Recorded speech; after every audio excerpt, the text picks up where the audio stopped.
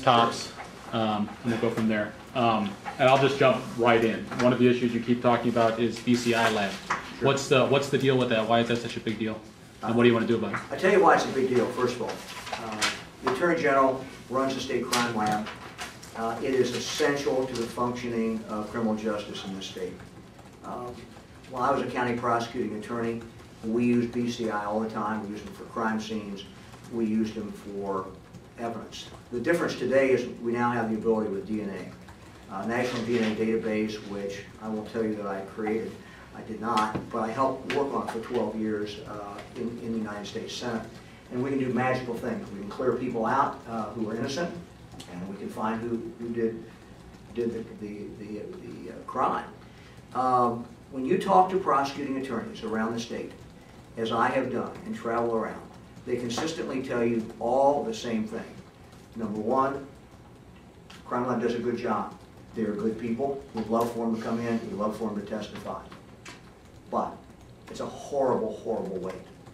6 to 9 months to 12 months for DNA. Give you a quick example. Marietta, woman who is a college student there, her dorm is broken into. In the middle of the night, her room is broken into, she is raped. Police do, I'll make it quick, police do a good job.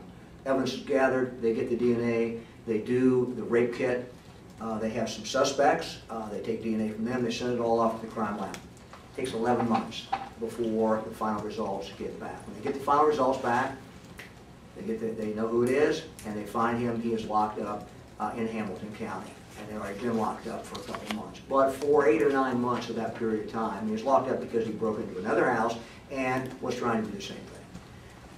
If your crime lab is not working, two things happen. One is criminals go free for a long period of time and commit more offenses. And the second thing that happens is if you do grab someone, you can't charge them. Or they're locked up, you have a huge problem because you have 90 days, you have to bring the case. Now,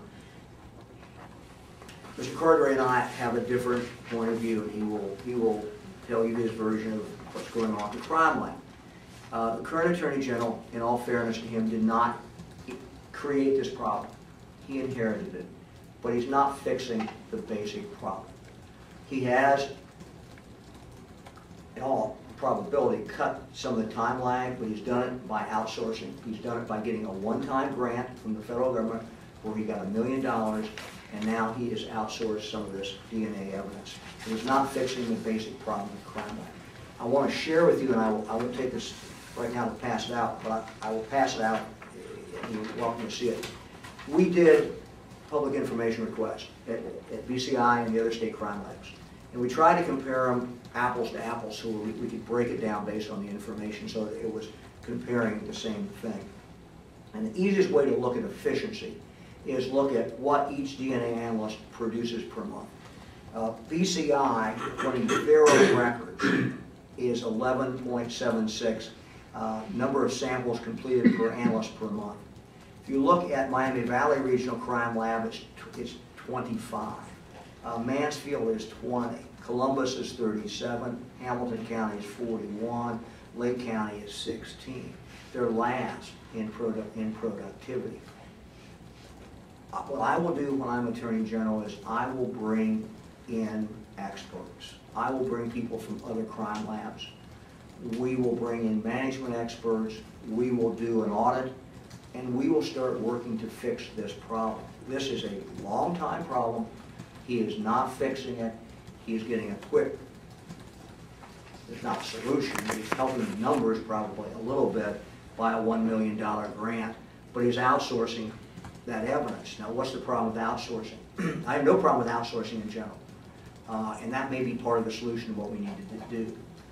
But when you outsource to North Carolina, that's a problem, because what that means is you have to bring in that, if you go to trial, and that local prosecutor goes to trial, you have to bring in that analyst, and you have to bring in anybody who's in the chain of custody. And so it becomes very expensive. Whether the state pays for it or the local community pays for it, it's still all taxpayers' dollars. And it's a very, very inefficient way. In a previous editorial board, Mr. Cartwright has said, well, I'm only outsourcing things where I have to. Y chromosome. He told several editorial boards, Y chromosome, nobody in Ohio does it. Not true. We checked. Miami Valley Regional Crime Lab, at least one crime lab I know will do it. He could have outsourced that evidence to them. Instead, he sent off to North Carolina, which I think is a real mistake to do that. He's had numerous numbers. He told the Vindicator it was a 45 days delay. He told the plain dealer it was 71, and yet the public records information request shows it's about 88-day delay on an average. But there are some that go on much longer. It's not only DNA. If you talk to prosecutors about computers, you know, if you go in, you hit police go in, you do a search warrant, you get you're after a pedophile, you go in and grab that pedophile's computer, which is what you want, because everything's on the computer.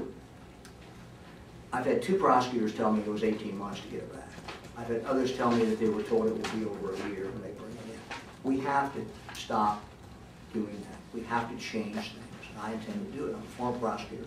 It will be the #1 priority of this office. I think government is about setting priorities and making your mind up of what's important and what's not quite as important. And this is very important. What percentage of the Attorney General's budget goes to the BCI? It's difficult to come up with that. I'm sure if we went through all the figures you could do it, because a lot of the Attorney General's budget is not general revenue money. And so in other words, it's fees you get. And you also have a lot of federal dollars coming in, particularly in regard to victim services. There are about 300 or so people who work crime lab.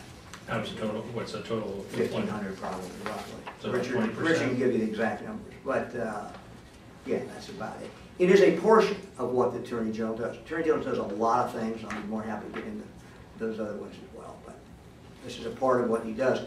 But it's an essential function. And for most counties, particularly the small counties, they have no other option. The reality is that other counties that can afford it have their own crime lab or go to somebody else's crime lab. For example, Greene County, where Fran and I are from, they go to Miami Valley Regional Crime Lab because they get much better results, but they pay. If you take the smaller counties, take an Adams County, or you pick the 60, 70 smaller counties of the state, they just can't afford to do it. And so they're locked into the state attorney general's office, and we need to provide them with better service. Has the Attorney General cleaned up that office, do you believe? I think that the standard should not be, is he doing a better job? I know you didn't say this, but the standard shouldn't be, is he doing a better job than Mark Dan? Clearly he's doing a better job. But he's not fixed, to me, the biggest problem that we have, and that is the crime lab. And I think the priorities are misplaced. I did a press conference this morning, for example, where I talked about his PR staff. He's got $1.5 million budget. It's $1.5 million he spends every year on PR staff. He hired a senior media strategist, new media designer, and these people, are all the new media. So he's paying each one of them $55,000 a year, and what we assume based on their job description is they're doing Twitter, they're doing Facebook, and other things. It just seems to me that if your priorities ought to be to fix the crime lab problem and to get the job done for law enforcement. I'm not against communication, but $1.5 million on PR staff, it seems to me, is too high. When I'm Attorney General, we will communicate with you. You will know what we're doing. I will be accessible, but we don't need $1.5 million salary payroll to get that job done. Senator, in your previous life in a federal commission, you had lots of interesting things to do, I'm sure. And probably some of our readers and some people in this room wonder, why in the heck would you want this job now after doing that job? Why? I started, and that is a good question, and I have been asked that. I started my career as a county prosecutor. I love the job. Fran would tell people when I was in Washington, and they would ask, why is he doing this, why is Mike doing that? Say, if you really want to understand what makes my husband tick, you have to understand he started as a county prosecuting When you're a prosecutor, every problem in your county comes across your desk. Everything. I was 29 when I was working county prosecutor. You see stuff you can't believe, and it impacts you. And I think if you look at my career, you know, the focus has been on a lot of different things, but clearly one main focus has been on protecting families, protecting kids, law and order issues, those of public safety. And that really came from, I guess, the fact